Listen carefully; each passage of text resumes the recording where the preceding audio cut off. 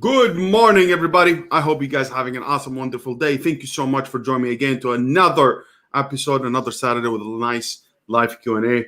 I hope you guys are having an awesome and wonderful week. I hope you guys are really bracing for the weekend. I hope you guys are enjoying your football. I hope you guys are enjoying your sourcing. I hope you guys are doing everything that you need to do to stay ahead. At the same time, guys, thank you so much. We're back again. We have 2 weeks that I wasn't here. I was slacking off. Actually, I wasn't slacking off. I was doing a lot of retail online arbitrage. I had multiple launches I had to take care of. And I really just yesterday, we finished the course. We finished that Amazon FBA giant course. And yesterday, after 2 months, we have done the first batch of people and was really, really awesome. And I'm very grateful for that. So today, guys, we're going to talk about Prime Day, which is going to happen on 13th and the 14th of October. As well, I have a lot of news that I need to cover that I didn't cover the past 2 weeks. So I really wanted to get to them. So get you prepared, get you up to speed about the news that are happening on Amazon. At the same time, I'm going to tell you what's happening with Prime Day and what you should do and what I'm going to be doing myself and see how that's going to go. At the same time, I'm going to tell you about the long-term storage fees that's going to happen for inventory cleanup, which is going to happen October 15. At the same time, we're going to talk about 2020 extended holiday returns policy. What are the return policy, especially for Q4? The returns takes way longer than 30 days, the regular 30 days that we know about. At the same time, we're going to talk about the seller fulfilled returns refund workflow, which is, I assume a lot of you have listened and actually you guys are going to be doing FBM and FBA for Q4 because that's the only way I think moving forward. At the same time, we're going to talk about the requirement for GTIN exemption request and how you be able to apply for it in a very easy and simple steps. But before that, guys, I'm going to talk today about Prime Day. And Amazon announced finally that Prime Day is going to be on the 13th and the 14th of October, which is something is going to be included within Q4, which is something really great. But I get a lot of questions, especially during our course, especially through the Facebook group. What are you going to do for Prime Day? I'm going to tell you what people are doing, and I'm going to tell you what I'm going to be doing as well. So usually in Prime Day, it's a day that has a lot of organic traffic, has a lot of good sales. A lot of sellers wait for it, especially is like Christmas in July, because it used to happen in July. But now, because of what's happening with the disease and Rona and all the stuff, they're actually being pushed back to 13th and 14th. So usually what people recommend that you do, and actually I recommended that also when I first started this channel, but hey, you need to do Prime deals or coupons for Prime deals, but you have to be at least 20% off. So you have this Prime deal, you will have this badge as a Prime deal on the 13th and the 14th. You'll be able to apply for it in the advertising. Then you go to deals and you'll be able to select it. And also you can do a lot of promotions, which is you can do those promotions very easily. Basically, you can buy 2, get 10%, buy 3, get 1%, 15%, 10%, get 5, buy 5, get I don't know, 20%, whatever you feel is fit. And I think is really going to help you, especially if you do a lot of units per order. As actually Amazon loves that and actually really increases your conversion, increase your ranking, especially if they see that your product itself has multiple units per order, which saves them money, which is really important. Also, a lot of people for Prime Day, and you get a lot of emails telling you, hey, don't forget to increase your PPC budget because it's the amazing time of the year. You're going to make a lot of sales. Go ahead and turn on your turn on your PPC. I am not a big fan of that because PPC is going to be very expensive, very, very expensive during Prime Day because everyone and their mother are going to do it. And I think it's something that I wouldn't play with that fire. I think you can have a strategy for it, but I don't think you should go ahead and do this big PPC, up your budget. I think is going to be a lot of clicks because there's going to be a lot of window shopping customers. They're going to look at things, but they're not going to actually buy. They just say, hey, this prime is, there's deals, let me see what's going on, and they keep clicking and the cost is going to be higher.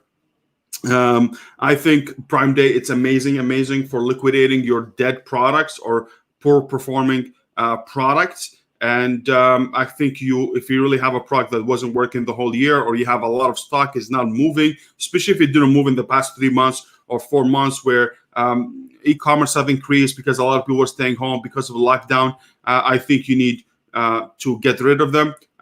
That's going to improve your cash flow. At the same time, you can invest that money into new products, with a new venture, with a new opportunity that's going to help you. Now, what I would be doing myself, I would be doing nothing because it's just not worth it this year to do it, especially within Q4. There's a lot of complication that already happened about for sellers, especially they need to juggle between FBM and FBA to make sure that they're really secured, especially if this disease that we have, Rona, becomes very aggressive and becomes another lockdown, is going to increase a lot of sales. And if that happens, it's going to be, I don't know if you're going to be able to hold the inventory, or you will have enough inventory to go through the Q4. And especially now, everything is getting expensive, from shipping, from cost of products, and you want to preserve some of those products. I think this year I ordered a lot of units, more than what I usually do, just because I want to accommodate my FBM and FBA. So I don't want to just let go of my inventory just like that. The other thing I believe is going to be a huge demand, as I told you, from the lockdown. And I think you'll be able, instead of selling the product right now at minimum of 20%, Amazon tell you, hey, if you want to do Prime deal, you have to do 20% off minimum. I don't think it's worth you losing the money on the 20%. I think you should preserve it, because during Q4 the prices goes higher. So if you're selling a product right now, especially if it's giftable, if you sell at $25 right now, you can sell for $35-$40 in Q4. So you need to be patient. You need to manage your inventory correctly and make sure that you really benefit the most from this Q4, especially this Q4, because we don't know what's going to happen next year. The economy might go wrong. A lot of things can go wrong, and we don't know the speed of sales velocity of e-commerce, how it's going to be. I know a lot of people predict, a lot of people are going to tell you, oh my God, it's going to be amazing, phenomenal, but that's the first time ever we have a recession during e-commerce boom, and that's very hard for us to predict. We're predicting, hey, listen, if retail goes down, e-commerce is going to stay up because a lot of demand. But we don't ever know. If people have no money, they're not going to buy in retail or e-commerce. So that's another subject. The other thing I'm going to do for my PPC, I'm going to remain the same, or maybe I will adjust my budget during the day, throughout the day. So, for example, if I spend $500 on PPC usually during a regular day, I would maybe run it during the day a bit for $200, and then after 5 p.m. I will add more money to my daily budget, for it to consume or for it to run, because I believe usually from 11 to 5 or 6 o'clock, this is when the rush hour happens. And if I want to manage it, I'll be able to manage my daily budget a little bit better. At the same time, I don't think Prime Day is going to be great, but I don't think it's good for us, especially it's coming during Q4. Look, I have preached so many times, hey, be prepared, be prepared. And we launched a product, and instead of selling 10 units a day, it starts selling 30 to 50 units, 30 to 40 units a day. And now reordering, it's really, really, really more expensive than what I thought. So if I thought I'm going to order 1,000 units, now I need to order 3,000 units. So it's really, really challenging. So for me, I really believe you shouldn't do it if you have limited inventory. And I think you should wait it out until November, December for the holidays. I think is much better. And as we know, it's going to be aggressive. They say the lockdown or the second wave is going to be aggressive. So a lot of people are going to stay home and they're going to buy.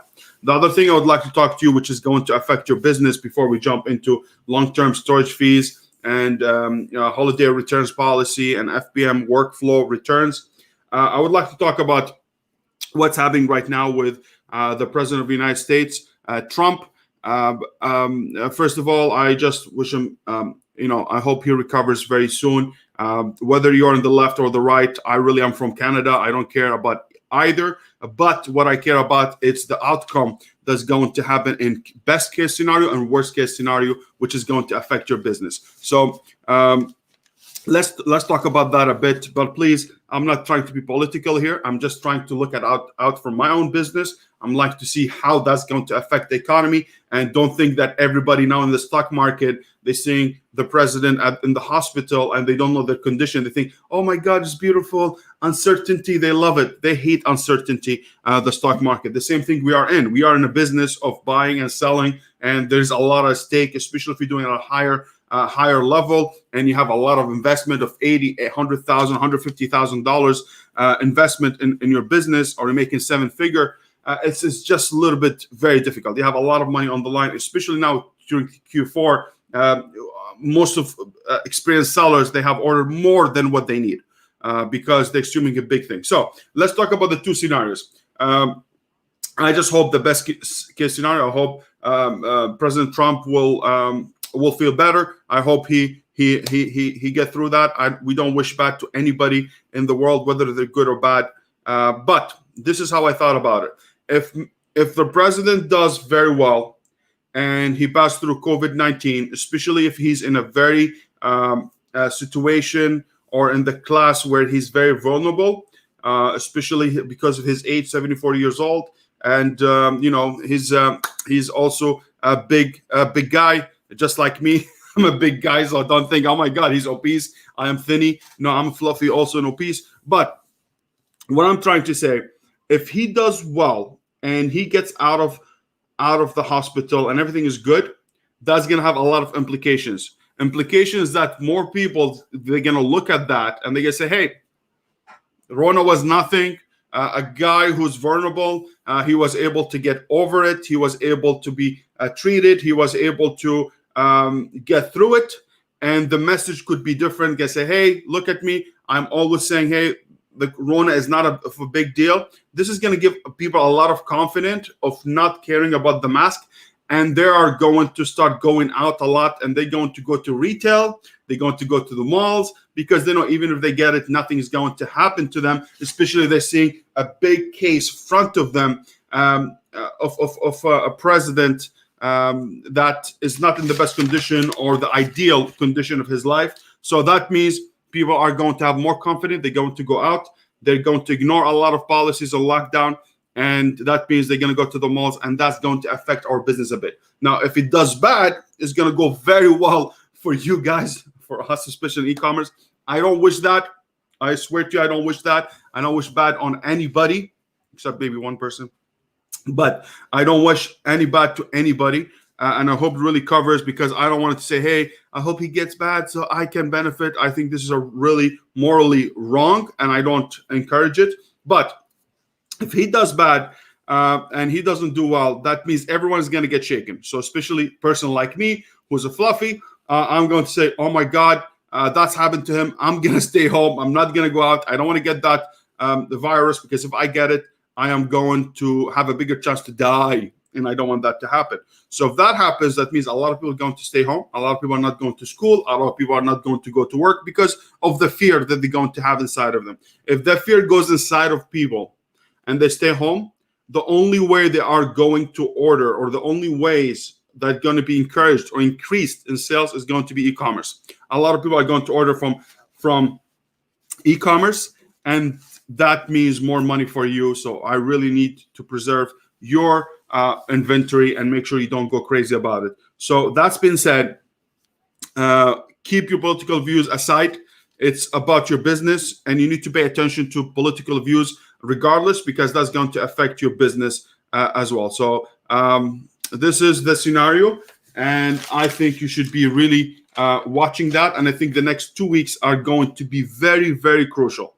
Very crucial. I think on the 5th day, because as we know, guys, after the Rona, after the 5th day, the complications happens. And I hope nothing happens to the president. But if it happens, we need to watch it closely, because it's going to affect us. Even the stock market is going to take a big hit if that happens. I'm not here to talk to you about stock market, but if they get affected, we're going to get affected. Loss of jobs. People that don't have jobs, they don't have money to spend with you, and that's going to affect your inventory. And something I have been thinking about a lot the past 2 weeks, about how to make sure we calculate correctly for after for Q1 and Q2, because things are going to change. So that's been said, let's go ahead and share my screen, and let's go ahead and talk about the long-term storage fees inventory cleanup. So October 15, 2020 is a fulfillment by Amazon next scheduled long-term storage fee inventory cleanup on this date. Inventory that has been in U.S. fulfillment center for more than 365 days and incurs a long-term storage fee of $6.90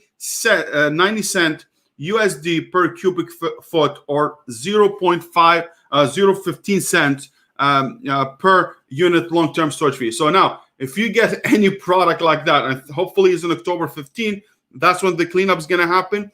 I think I encourage you guys to let go of the product, lower the price, run PPC, put clip coupons, get rid of this product. If the product is dead, if it didn't work the last 365 days, it's not going to work today.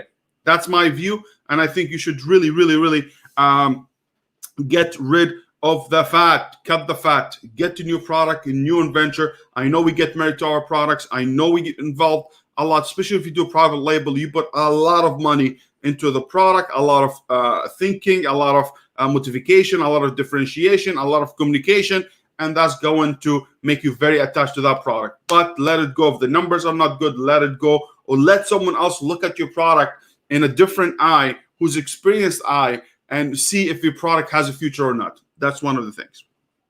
Now, the other thing, if you want to know the inventory age of your product and what kind of fees are going to be occurred, you need to go to Inventory tab. From Inventory, you're going to go to, on the top, you're going to see a dashboard, Inventory dashboard. Once you get there, you can go ahead and click on Inventory age, and then you look at Inventory health. You look at each product and all these fees and everything that you need.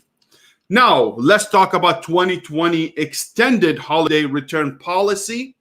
And this is very important because we don't, if people buy products during Q4, is not going to be the returns the same as a regular month, as a Q1, Q2, Q3, because usually 30 days. But when it comes to holidays, it's going to be extended. So why? Because, you know, people buy gifts. And if they don't like them after they open the gift in Christmas, they're like, hey, mommy, you sucked at choosing this product. Daddy, you chose a really bad product. Send it back. Okay. So they give you more time.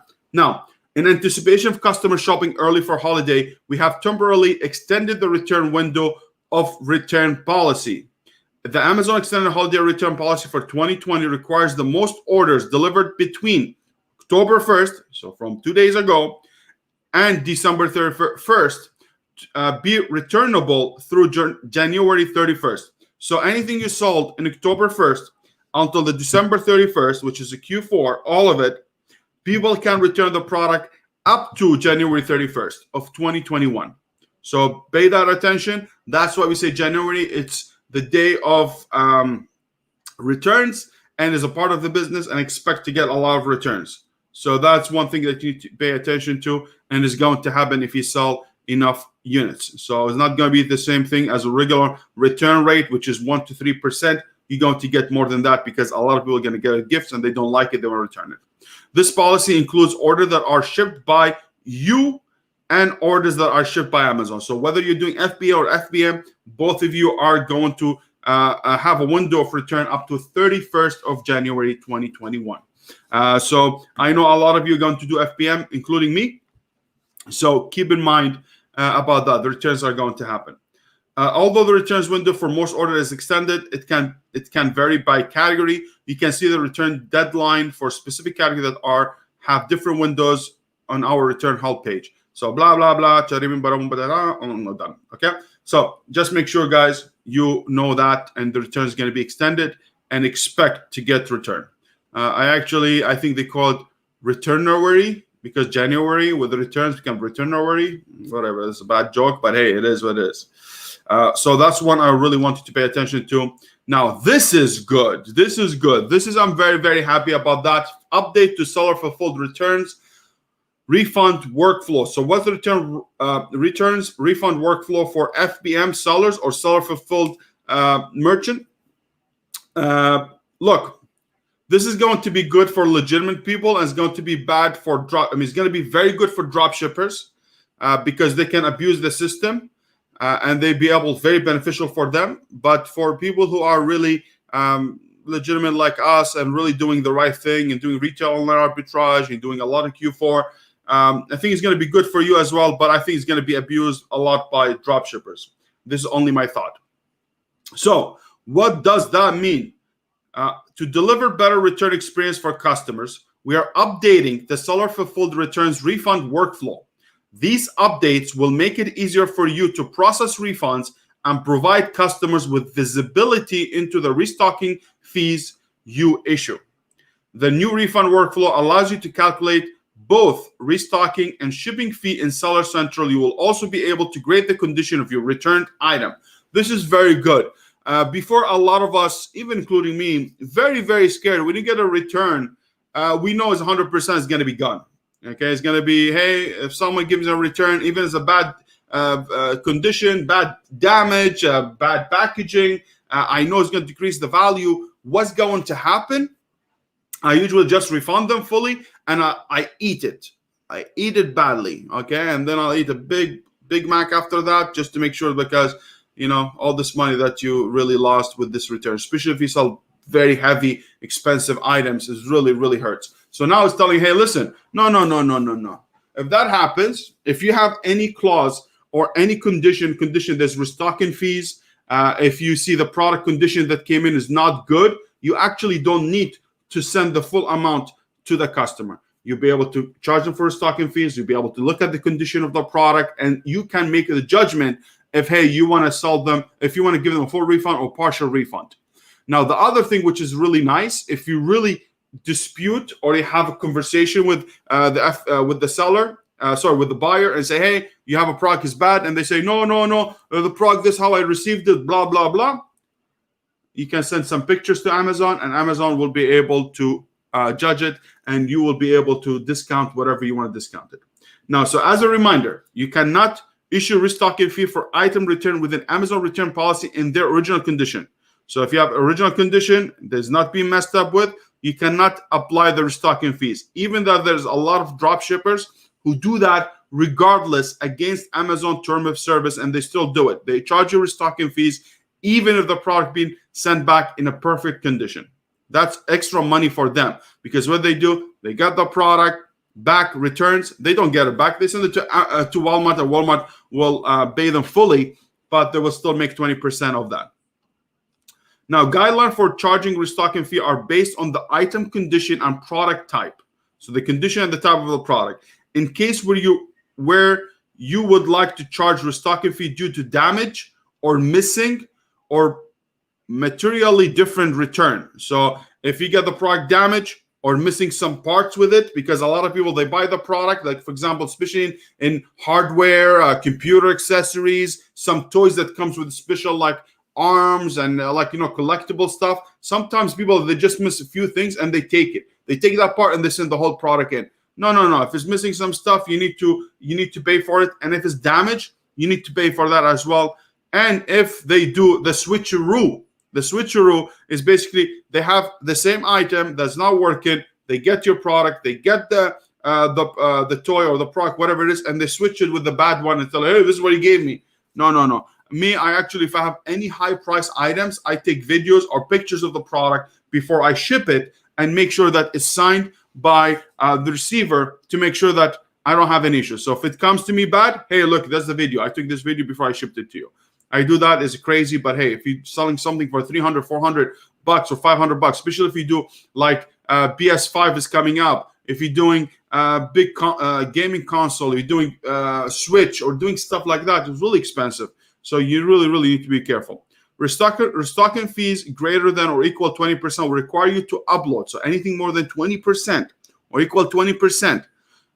Will require you to upload a photo of the item. We will use this information to supplement our abuse detection mechanism and protect you from bad returns. This is really I think is very good, especially during Q4. We're gonna have a lot of FBM.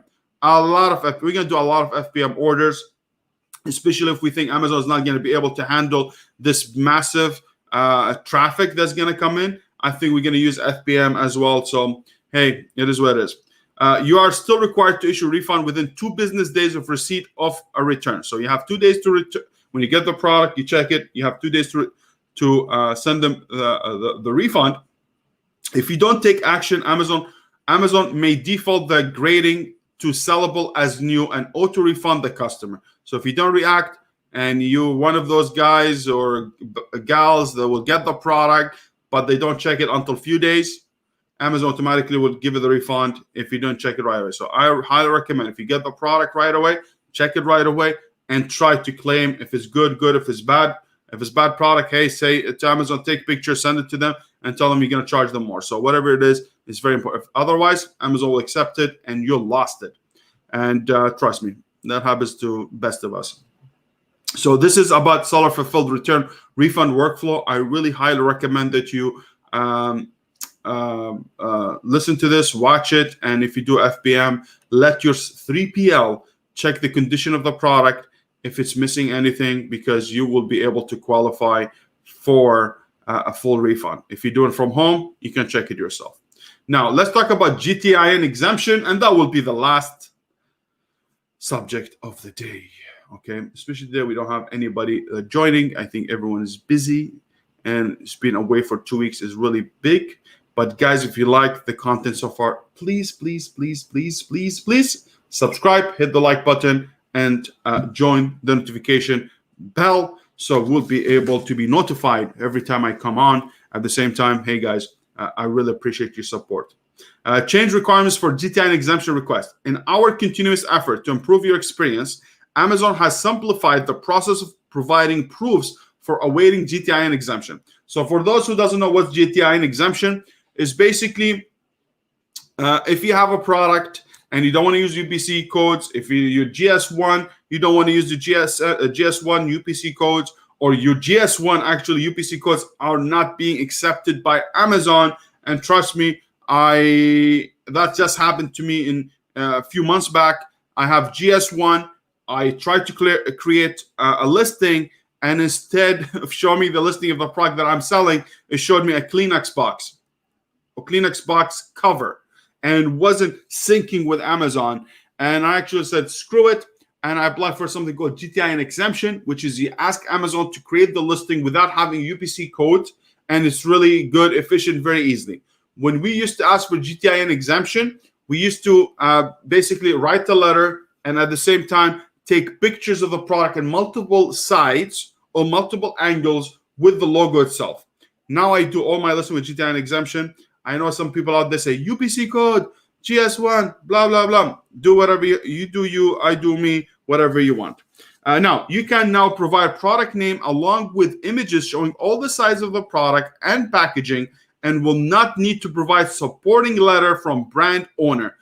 This change will be rolled out gradually from September 30th, 2020. This is really good. They're making it easy. They realize, hey, listen, a lot of people having issues. A lot of people buying recycled UPC codes from eBay or buying UPC codes from Nationwide Barcode or whatever codes out there. Even just when we're having issues with them. So you're like, you know what? We're going to make it easy. We get a lot of requests. Let's do it. Let's them apply for GTIN exemption by only providing the images, and they will be good to go. So guys, ladies and gentlemen, I'm going to come back and I'm going to see you. So this is all what I had to cover with you, and they will be good to go. So guys, all right. So this is, I'm going to come. So guys, this is what we have to do. We did Prime Day. I really think you should really care about it a lot. I think you should calculate what you want to sell and how you want to sell. It's really important.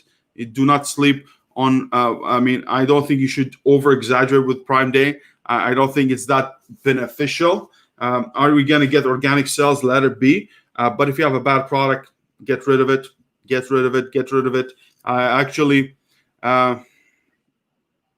don't know. I have a product that's doing well, but I'm getting a lot of issues with competitors and suspensions and a lot of stuff. I'm really thinking about it. In the past few days, I might just kill it. The supplement product, even does really good money, but it's too much issues. So I'm not sure about that. But hey, I might do something. But I have a lot of units. I ordered almost 4,000 units for this product. So I don't know. We'll see what happens. But hey, it is what it is. We talked about seller return workflow returns. We talked about a lot of things, right? We talked about GTIN exemption. We talked about the extended holiday return policy and the long-term storage fees, which is a lot of you have a big, large items are getting screwed. So Denny says, hey, Saad. Denny, hi, man. How you doing, man? I hope everything is well with you. Thank you so much for being here as usual. Say, Saad, what's going to happen if it's Amazon fulfilled, Amazon refund, is on your behalf, which you may not have the chance to physically check the product to evaluate the damage. Now, they're talking about FBM, not FBA. FBA is going to be under Amazon discretion. They're going to judge it. But if you're doing it yourself through FBM, through your house, you'll be able to do it yourself. But if you're doing it through 3PL, which is I'm going to be using 3PL. I live in the East, in Canada, so I'm going to use fulfillment center or 3PL logistics center to be able to fulfill my orders. So when they receive any returns, I will make sure they will check the product and say it's good or not, because you don't want to pay for things. You want to maximize your profit as much as you can at that time. So that's the only way you can do it. If it's not, you're going to expect few units are not going well. For example, now I'm doing a lot of retail arbitrage for Q4 in Canada, and I'm going to do FBM for sure. And if I do FBM, I'm going to check the product because I sell very expensive products, a lot of collectibles. I don't like to stick with a product at very cheap, 10, 15 bucks. I like to sell product at 35, 40 bucks, 100, 200 bucks, really expensive things with higher profit margin. So if I get a return, really hits me. So I want to make sure if it's good condition, the way I send it, I want to make sure I really, really get my money back, because there's a lot of people. I'm not saying a lot. There's some people there who have no respect. They will do a lot of shady things, and you don't want to fall into that. Especially Q4 will happen a lot. So that's my thoughts. But guys, we reached 1,000 subscribers. I'm really, really grateful to you. Thank you so much for all your support. Please, if you watch this replay, click the notification bell, hit the subscribe, because that's the only way that the ranking or the algorithm of YouTube will be able to catch my face, and you'll be able to catch it when I come live. At the same time, we have the giveaway of one free course I'm going to give to one of you guys. So if you comment, just leave a comment if you have any question, or attend the next Q&A, and I'll be more than happy to give one course for one of you guys who supported the channel for a long time. And I really, really, really, really appreciate everything you do. Petrus says, I loved your course. Thanks again. Yes, thank you so much, Petrus. Yesterday we finished, and I was so happy that to hear the very, very good feedback from you guys. And I was just really, really, really happy about it. It really helped me a lot. We have Bilal says, how are you? How you doing, Bilal? Thank you so much for being here, my man. And we have Khair says, thank you, Saad. Thank you, Khair. I really appreciate it. You know what? I'm going to choose one of, hopefully I'm going to create more videos now, more tutorial during the week. Since I used to have Monday, Wednesday, Friday, we used to have a real class interactive course with people. But I'm going to choose, just leave a comment, and I'm going to choose during this week or next Saturday, I'm going to announce the winner. So I hope, Bilal, you'll be there. Khair, you'll be there because you guys are not in the course. So please be there. Stay tuned. I really appreciate it. Share this video with anybody that you find useful. And if you have any comments or any subject for next videos, I'll be more than happy to do that request and be able to create a video for you guys. So Leha Oro says, thank you, Saad. Monica, how you doing? Thank you so much for being here. I appreciate you guys. You're being really, really big giants. So guys, I want you to have a great weekend. I hope you guys keep the hustle. I hope you guys go and source some products, make some money. Q4 for private label is already gone. If you want to prepare something for Q1, yes, but for Q4, I think it's almost, the window is done. I talked about that from June. If you acted, good for you. If you didn't, it's okay. There's always another Q4. There's always Q1, Q2, Q3. We're not finding products only for Q4. We're finding product for the whole year, and Q4 is only a bonus. So, guys, stay healthy. I hope you stay safe. and keep making that money. Don't listen to anybody. Listen to yourself. You have the guts. Don't let anybody convince you otherwise. Whatever way you can make money, go ahead and make it. And who cares about people? So guys, thank you so much for being here. Appreciate you. I love you. Take care of yourself. Stay Giants. And I'll see you next Saturday, next live Q&A. Take care, everybody.